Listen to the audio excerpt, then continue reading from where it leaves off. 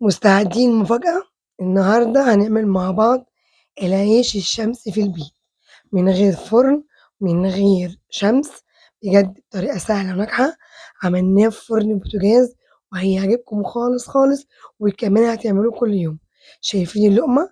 أكني باقطّع كيكة مش عيش، طعمها خطير وريحة الخبز في البيت كله بركة وكله خير. شايفين؟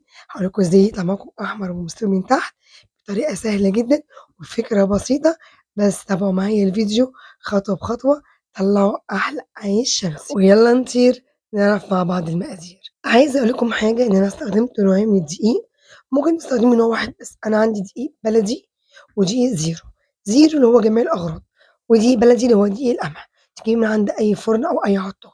ومعايا صباع خميرة بلدي، ويُفضّل خميرة بلدي عن الفورية، خصوصًا تكون الكمية كتيرة، لو كمية قليلة استخدمي خميرة فورية. جيبها منين؟ من عند فرن الخبز الفينو أو العيش البلدي. هنعمل مع بعض أول خطوة اللي هو اختبار الخميرة هل هي فاسدة أو هي نشطة. هنجيب الخميرة بتاعتنا نحطها كده في بولة، وعليها معلقتين سكر صغيرين، وعليها نُص كوباية مَيّة دافية، وأقلّب كلّه مع بعضه، وأسيبها على جنب كده لمّا أحس إن هي تفاعلت. لو فارت معايا أو خمرت معايا يبقى ناجحة، لو مش فايرة معايا يبقى هي كده فاسدة ما استخدمهاش وبوّظت مقدار الدقيق بتاعنا. هنغطّيها ونسيبها كده لمدة 10 دقايق ونرجع لها لمّا تختمر. هنغطّيها كده ونسيبها 10 دقايق على جنب. وهنا هنجهّز الحاجة اللي هنعجن فيها البولة أو الطاجن. كانوا زمان بيعجنوا في حاجة اسمها مبور، يبقى عبارة عن وعاء كبير من الحجر، تمام. هانزل فيها بكيلو دقيق الزيرو طبعًا منخول، وعليه نُص كيلو دقيق بلدي. هتحطّي فيه بلدي بيبقى صحّي شوية، أي نعم مش برضه مش كلّه زيرو، تمام. واحُط عليه نُص معلقة ملح صغيّرة. وأقلّب كلّه مع بعضه كده، وهنا ادّيني داخلة مرّة و2 والخميرة بتاعتي بتخمر. بدأت تخمر أهي، بُصّوا بقى شكلها، بدأت تفور بُصّوا، ناجحة 100%.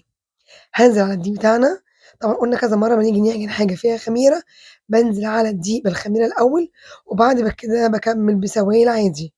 ما اجيش أحُط المَيّة الأول أعجن، وفي الآخر أحُط معايا الخميرة، لأ، أهم حاجة عندي الخميرة. نبدأ بقى نقلّب كده كلّه مع بعضه، اديت لها برضه كوباية مَيّة دافية وأدي نُص، يبقى في نُص الأول وكوباية ونُص بعد كده.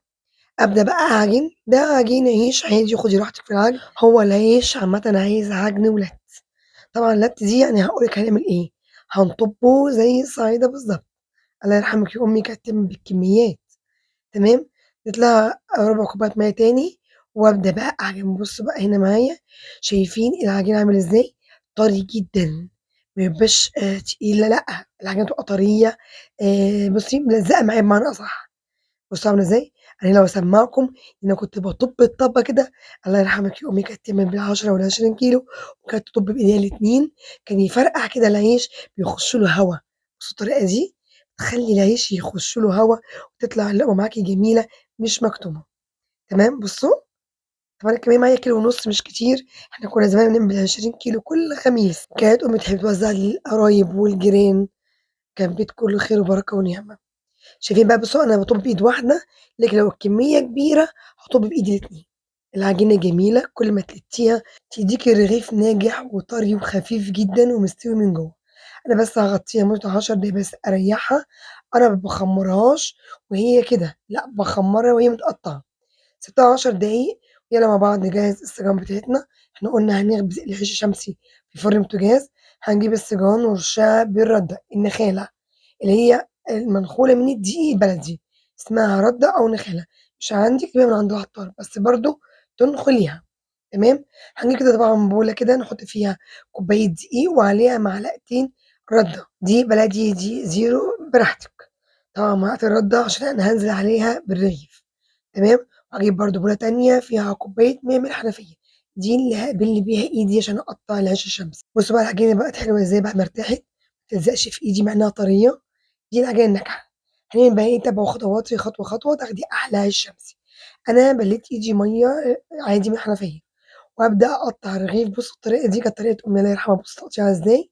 طبعًا هتكبّري، تصغّري، دي حاجة ترجع لِك، بس أنا كنت عاملاها حجم مضبوط. هانزل على الرغيف في الدقيق بالردة، وألِم العيش كده زي السُرّة، وأنزل على الصاج بتاعي كده بالشكل ده، تمام. نعمل واحد تاني. بُصّوا أنا هاعمل إيه، أنا طبعًا أهي مش في العجينة، أبِل إيدي في كل مرّة مَيّة وآجي على طرف العجين وآخُد جزء، تمام، حجم الرغيف ده اختياري، أنا باحبه الحجم ده عشان يعني حلو يبقى كلّه بيساوي بعضيه، وأنزل على الدقيق بالردة وجنب الرغيف التاني، لحد ما أعمل كل الكمية وأرجع أورّيها لكم، كده خلصت كل الكمية ادّتني كمية حلوة خالص، وهابدأ بقى أعمل الخطوة اللي بعد كده، وعايزة أقول لِك على حاجة كانت أمي بتشيل نُص الرغيف في الفريزر بيبقى خميرة للعجنة اللي بعد كده، وهنا أنا خلصت كل الكمية بتاعتي، هنعمل الخطوة اللي بعد كده، هنجيب شوية دقيق، دقيق عادي جدًا، ونبدأ إن إحنا نمشي على وش الرغيف، هنا إحنا بنساوي الرغيف. وبنخلّيه كلّه حجم واحد، يعني لسه هيختمر معايا، شوية دقيق كده بلدي زيرو وأبدأ أحط إيدي في الدقيق وأمشي على وش الرغيف، هنا إحنا بنسلِّم على العيش، يعني بنضبّط الوش كما يكون مثلًا عالي وواطي، لأ بياخد سمك واحد بنفرده، إن هو لمّا يختمر مش بيزيد حجم، لأ ارتفاع، كده أنا خلصت كل الكمية بقى بُصّوا كده، كلّه حجم واحد وكلّه اتساوى، أنا حبيت أوريكم مثلًا آخر جزء بُصّوا. يعني أنا برضه باكمّل معاكم باوريكم خطوة بخطوة، باوريكم كده آخر صاج أبِل إيدي دقيق وأبدأ أساوي تمام، كده. طبعًا هنا أنا مش هاحطه في الشمس، لإن أنا باخاف من الحشرات، من التراب، ما عنديش شمس في الشتا وعايزة آكل عيش شمسي، هاعمل إيه، باولّع عليه الدفايات، أنا عندي دفاية وحاطة في وش العيش كده وأبدأ أعلّي الدفاية وأبقى متابعة العيش. أول صاج يعلى معايا أكون مولّعة الفرن على أعلى درجة عندي، بُصّوا عشان الصاج ده كان قريب من الدفاية ارتفع بسرعة، ما استناش لمّا يطقطق منّي ويشقّق منّي، لأ، أنا عايزاه يكون عالي كده ووشه أشِّف، يعني وشه نشف، بُصّوا ناشف إزاي وارتفاعه بُصّوا من الجنب حلو إزاي، طبعًا تمام كده، أنا خلاص هابدأ بقى أجيب إيه، أجيب خِلّة، خِلّة سنان، خِلّة شيش طاووق بس هي خِلّة سنان بتبقى رفيّعة جدًا، وأبدأ أبلّها مَيّة وأشقّقه من الجناب، بُصّوا أنا ماشية إزاي ورا بعضيه، ما تخافيش هو عشان الوش ناشف هيمشي معاكِ بسرعة، في ساعات بقى أبقى شفرة كده أو أي حاجة حادة، بس أنا حابة أعملها معاكم كل بيت فيه خِلّة سنان. بُصّوا، وهاعمل برضه التاني، أبِل كل خطوة مَيّة وأبدأ أمشي كده على الرغيف من فوق أشقّق له، في بلاد وفي ناس بيعملوا 3 فتحات، بس أنا في بيت أبويا كنا بنعمله كده بالضبط.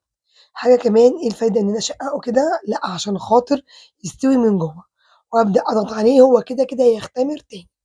هادخّله الفرن على فرن سخنة عالية جدًا، وهاكون حاطة صينية كبيرة فيها مَيّة بتغلي، دي بتساعدني إن هو يستوي من تحت ومن فوق ويبقى لونه حلو من فوق ومستوي، ما افتحش عليه شواية، بتساعد على خمرانه وياخد لون حلو من فوق، المَيّة دي مهمة جدًا، تمام، وهاعمل معاكم صاج تاني بس من فوق عشان تشوفوه، هنبِل الخلة مَيّة ونبدأ نفتح له، بُصّوا مهم جدًا ما احطش الرغيف وهو كده، هيطلع من جوّه ني، وكمان لو حتى استوى هيطقطق ومش هيبقى شكله حلو خالص، لأ بافتح له عشان ياخد حقه في السوا، ولازم أضغط عليه من فوق، قُلنا العيش الشمسي ما بيخمرش حجم، لأ بيخمر ارتفاع، تمام؟ لو مشيتوا على خطواتي هتعملوه كل يوم، لقمة جميلة ومن بيتِك أحسن من عيش برّه.